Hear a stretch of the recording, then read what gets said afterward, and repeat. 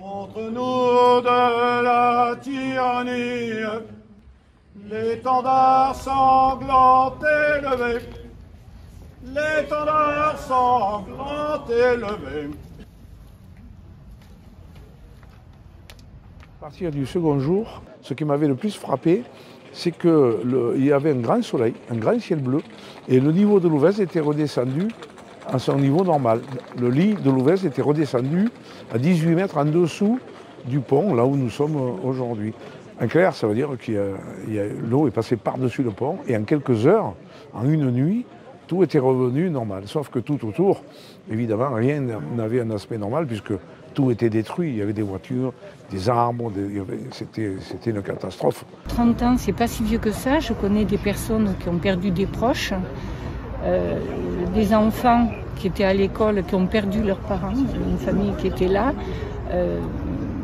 Et s'il n'y a personne à ce type de commémoration, c'est un peu comme si on les oubliait et que leur mort ne comptait pas. C'est aussi par rapport à ces familles-là que c'est important d'être présent.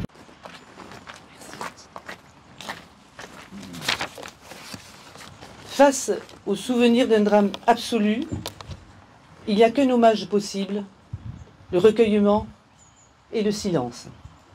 Et si je prends la parole aujourd'hui, c'est le cœur serré pour partager avec vous ce que les mots ne peuvent pas dire, l'émotion, le souvenir et la peine.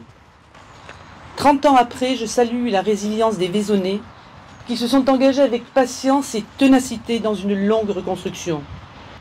Un travail difficile, soutenu par l'ensemble des acteurs concernés, des élus, des collectivités, dont le conseil départemental.